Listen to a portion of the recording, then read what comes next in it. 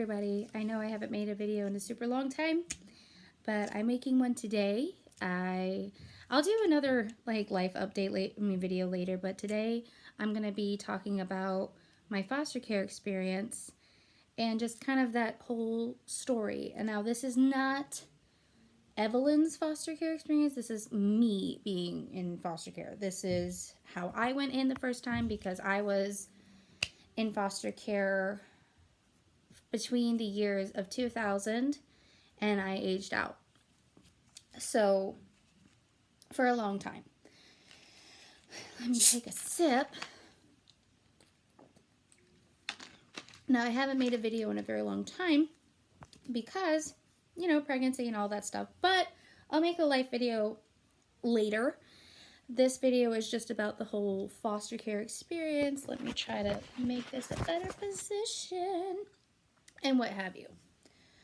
So I went into foster care, and now I don't know as to why I went into foster care. I have an idea of it for the first time.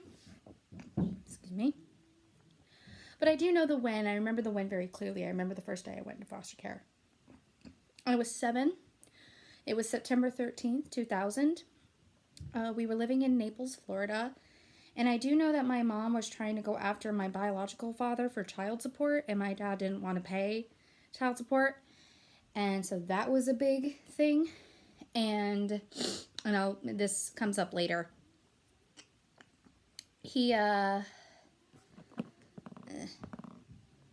I don't have any contact with him till this day. But he had some very close ties to the community. He was a captain of the fire department, and I think his wife at the time, I think her dad was some higher up official. I don't know. I'm not clear on that, but I do know that he was like the captain of the fire department, had been in the fire department for years and had a lot of friends in law enforcement and blah, blah, blah. So Phoebe and I went into foster care shortly after we had moved out of Illinois because my mom was divorcing my dad. Now, my dad, when I say my dad, I will say bio for my sperm donor, and I will say my dad for the man who raised me for the first 7 years, who I also don't have contact with. I don't know why. After my mom left in 2000, the man who had raised me since I was born, essentially, I thought he was my dad the entire time. I never saw him again. And I actually tried to reach out to him, but I never heard back. So anyway, September 13th, 2000, my dog, Sophia, who was a Pekingese, got out.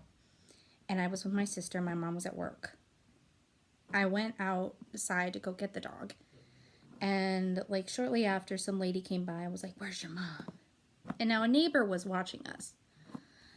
But a little bit after that, when my mom got home from work, the police were at our door.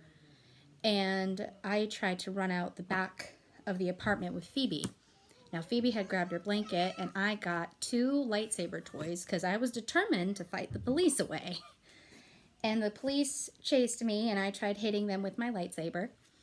But they got me in the car, and then we were put in a foster home together at first. And the foster lady who had us had 6 other kids. Very weird architecture in the building. I'm odd, and I remember structure and architecture of buildings.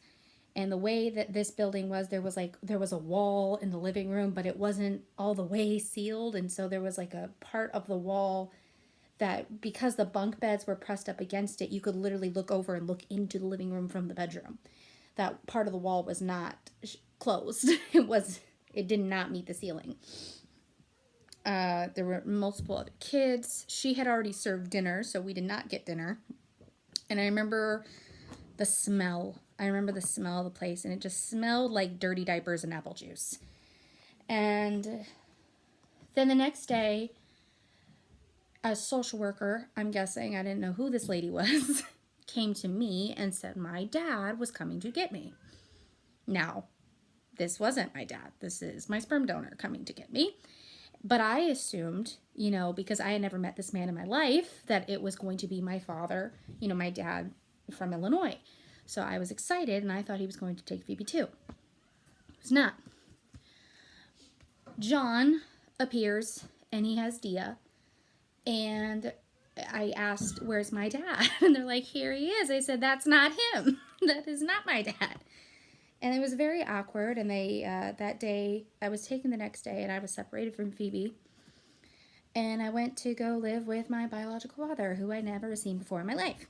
And he also had another child, and he had a wife, and we went to McDonald's that day, and, they fed me McDonald's, and I remember I was put in my own room, and I was very scared, because I didn't know who these people were. And there was some little girl who was trying to say, I'm your sister. And I was like, no, you're not. Me and Phoebe were very, very close when we were younger. And, this girl was just trying to get all up on me, saying, I'm your sissy, I'm your sissy. And I was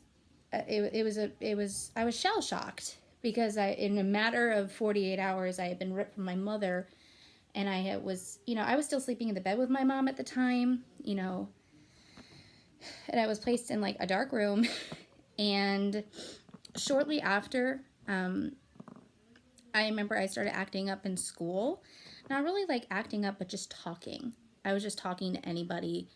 But I remember during that time being very afraid of, my card color in elementary school. I went to Naples Park Elementary, and you would get a green card if you were good, yellow if you had a warning, red if you were bad, and blue and black if you were really bad.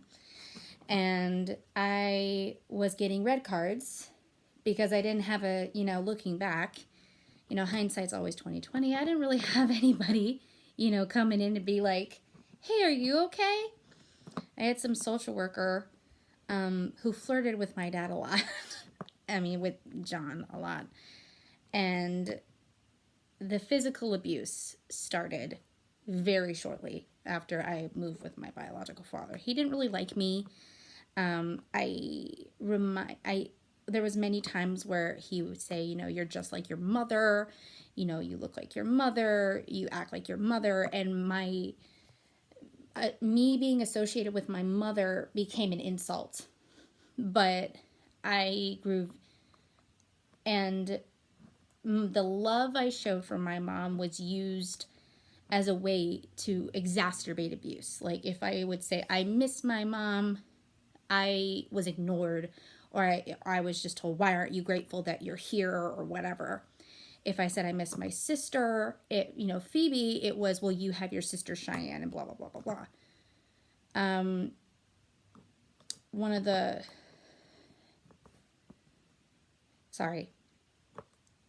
My dad started to physically abuse me. First, it was just spanking. I'd never been hit before in my life. And I was 7. And he would do it in the middle of the living room, and have me choose a belt and all that crap.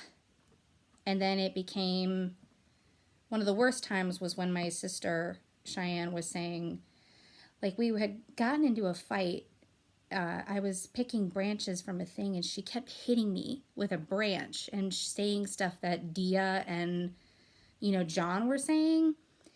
And I just wailed on her. Because she kept hitting me with some branch, and I just wailed on her. And I just remember being dragged from my hair back into the room, and I was in my bathing suit because we were going to go on his boat. And it was so bad, I couldn't move for a couple of hours, and Dia would come in and be like, I'm not going to save you. I'm not your hero. And so that was my first year, being away from my mother. It was a constant physical abuse. And I got sick a lot. They started putting me on medication immediately. Dia and John called it my Be Good pill. And I don't know what medication they had me on, but I remember my eyes hurting. I had nosebleeds. I couldn't sleep. It was very bad. And I remember wanting to see my sister and wanting to go live with my grandmother. My my father's mother, who I really, really loved. She was very sweet. She always has been very sweet. And I went, and eventually, you know, my dad just got sick of me. And he put me, about when I was 8.5, he put me back into foster care. But it was for like a transition. And so Phoebe, no, I was 9. So like 9, I went back into foster care because my dad was done with me. Did not want me whatsoever. And there was some issues because he was caught sleeping with one of the social workers. Yeah. And just really fun stuff. My dad's a character. And afterward, I went to my mother's house. Now, Jennifer never liked me. I remember like my mom telling me stories, like even when I was a baby, she did not like me. I went there, but I was with Phoebe. And when I went there, Phoebe had been staying with her, I think, already, because I don't know where Phoebe was in that point. Oh, and when I was living with my dad, I had already said, I know that sometimes I'm going to, but one of the things was I didn't really have a person to talk to, but I did have a therapist, Elaine. Now, Elaine, you know, it was bittersweet because she had a little black pug who I love seeing. But Elaine and my dad would have, you know, Elaine would show me pictures of my mother and say, I want you to stab them. Like, tell me, and she would hand me this little letter opener saying, I want you to stab these pictures. And she would tell me, you know, I want you to, you know, draw, you know, my mother dead or my mom with her head cut off and stuff like that. And she said if I didn't, then my dad would know about it. So the threat, and I'm establishing this because the threat of my father and the physical abuse would be used later in multiple homes. And so that and my rebellion and my defiance started like to form around this time. And so when I went to go live with Jennifer, I had already had so much anger because I was being forced to do things I did not want to do. I had already been placed on psychotropic medication that I didn't want to participate in. And I also, you know, I just had a lot of anger and no wonder why. So I went to live with Jennifer. Now this lasted 2 weeks. 2 weeks I was in the house. I changed schools and everything else. And when I went to live with Jennifer, Phoebe had already been living there. Jennifer didn't have a room for me. I had an air mattress in her office. I wasn't allowed to sleep in the room with Phoebe. And she was nuts. She's like a dog sitter. And she babysits little like foo-foo dogs. But she keeps spikes, like those little spike plates on the couch. And we weren't allowed to sit on the couch. We were not allowed to watch the TV. At the time, I really liked listening to Elvis. I was not allowed to listen to Elvis. I had to listen to smooth jazz, and I still hate smooth jazz to this day. We were not allowed to use the blue soap. We had to use the brown soap. We were not allowed to eat out of like the left drawer of the fridge. We could only eat out of the right drawer. Dumb crap like that. And she had a candy drawer that she purposely had in this fridge, and we were not allowed to look at it. We were not allowed to touch it. But it was like Brocken's candy. It was the hard candy in a drawer in the fridge.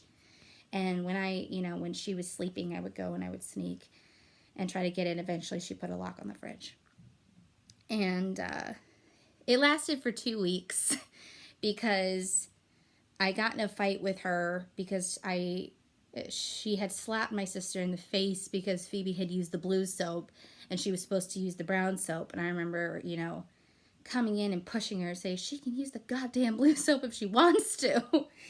And I was out of there. I was out of there after that. Like, she had called the police on me and everything. I was 9 years old. And after that, I went into, I jumped around a few homes.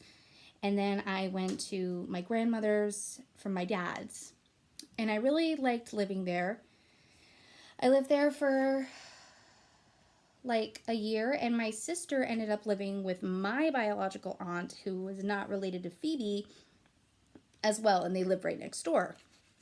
My cousins from Aunt Julie didn't really like me.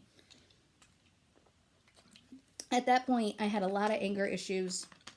I had a mouth on me. And I didn't trust anybody. I did not trust anybody. And there was the threat too, like if I wasn't good, then my dad would come up here with the belt. That lasted, I was there for like a year. And then I went into another home with Phoebe. This home was Lynn Witt. I don't really remember why I left my Grandma Carol's house. I don't remember why. Phoebe and I went to Lynn Witt's. And now Lynn Witt had a lot of kids. And we had a new social worker at that point.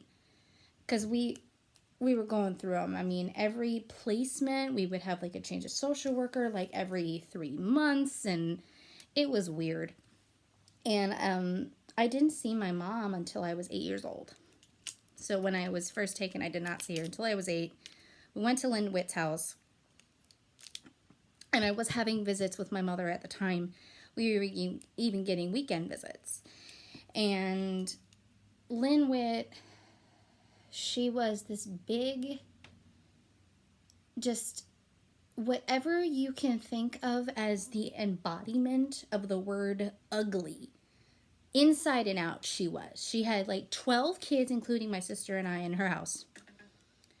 Oh, that's my boyfriend. She had, and there was like 6 girls and 6 boys.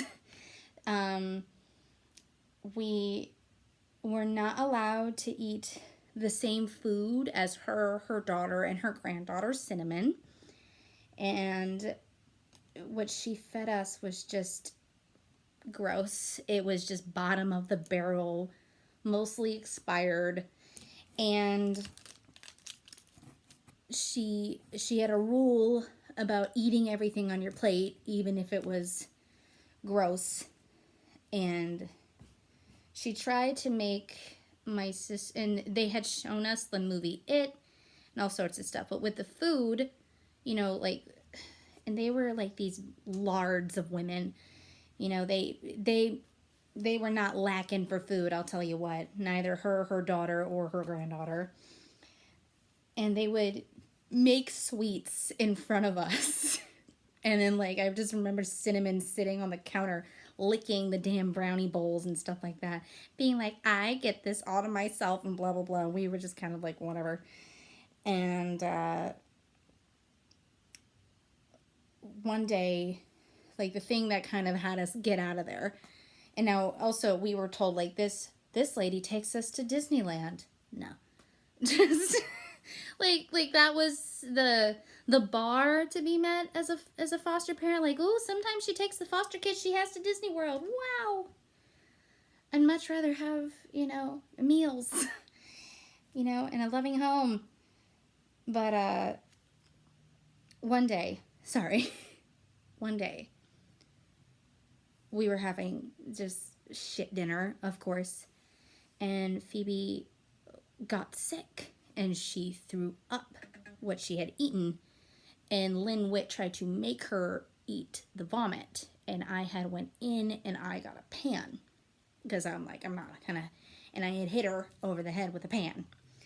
And her daughter tried to come in and like put her hands on me. And I don't know what happened, but I just started seeing red. And we were out of there by the next day. And I had told my social worker, she tried to make her eat her own vomit.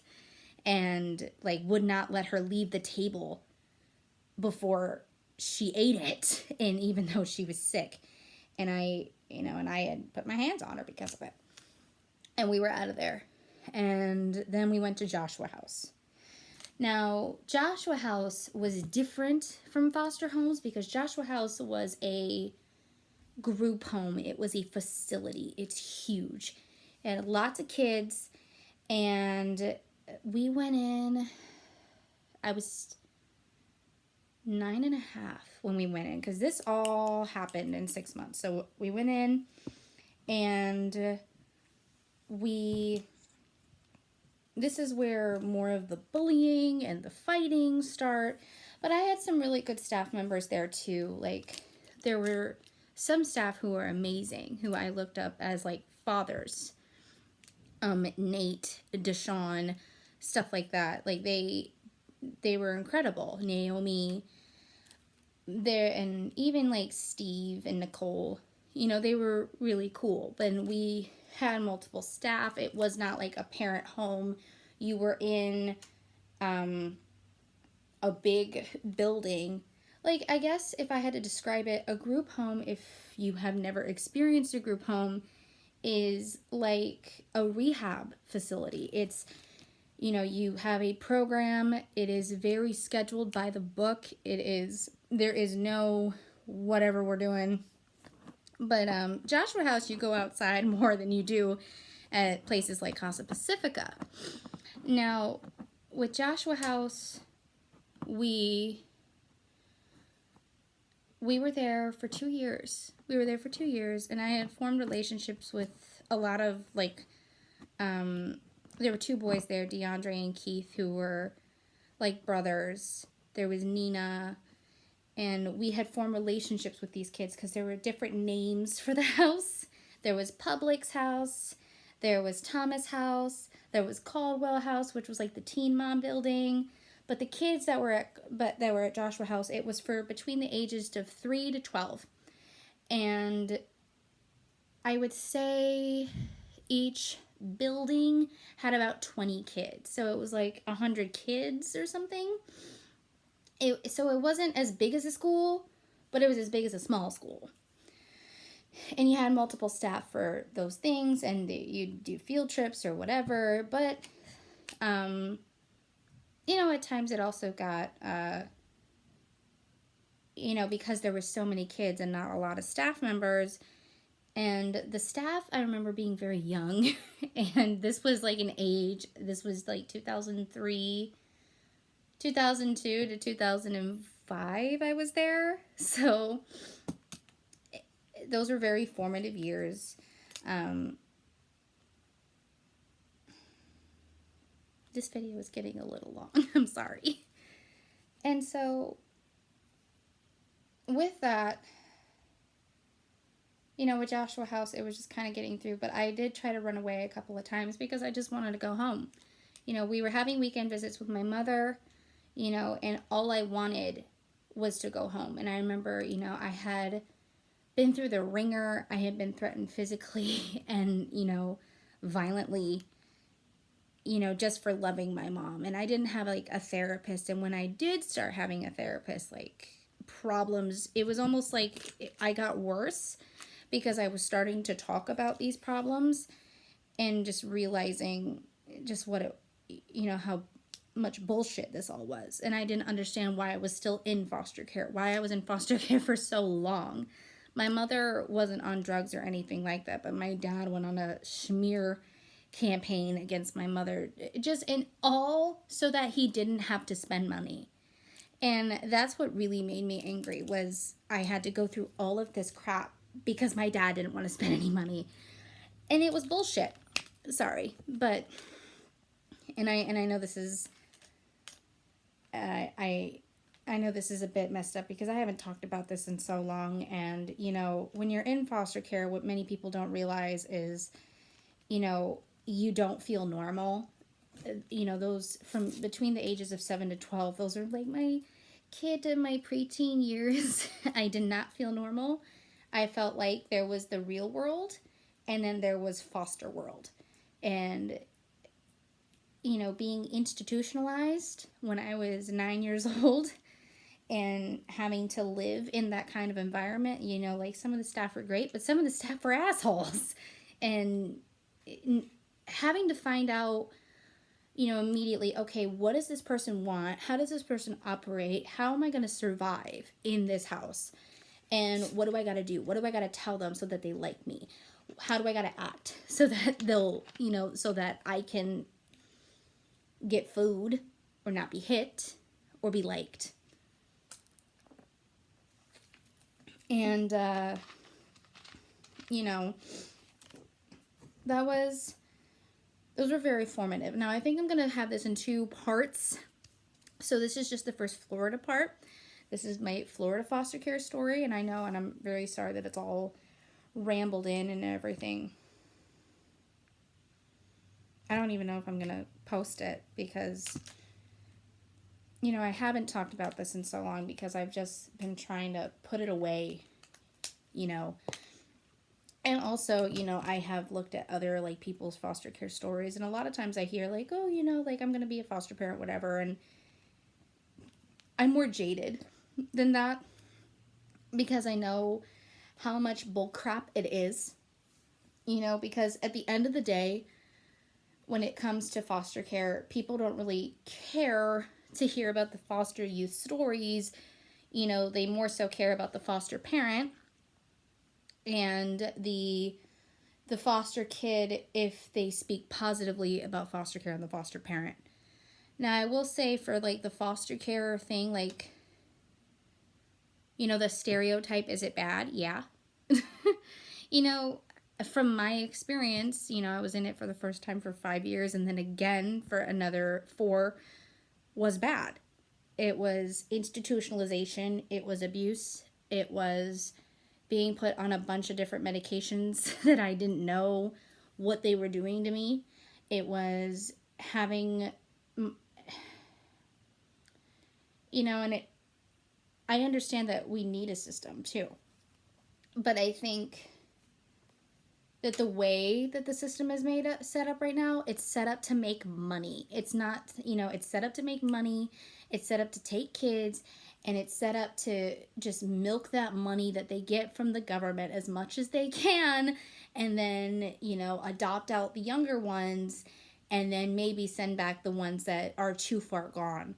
You know, that's why you hear a lot of times, you know, the people who shouldn't be reunified are reunified, and the people who should be aren't. And I had this experience, you know, because my mom, for the first time, did her case plan and was working and was by herself. I mean, and even, you know, my grandmother, on my mom's mother, who is just evil incarnate, was, like, trying to go against her, even though she had only been in my life for 2 weeks and hated me. She was, like, trying to go against my mom and was all for my dad. She even tried to sleep with my dad at one point. It was gross. And so you have a system that is set up that can hurt people who don't have a lot of support. And, I mean, from my experience.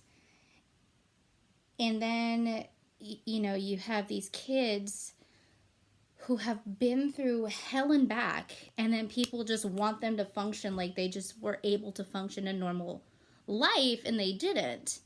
Because, you know, I have severe trust issues. I do not trust people. You know, and I always think the worst.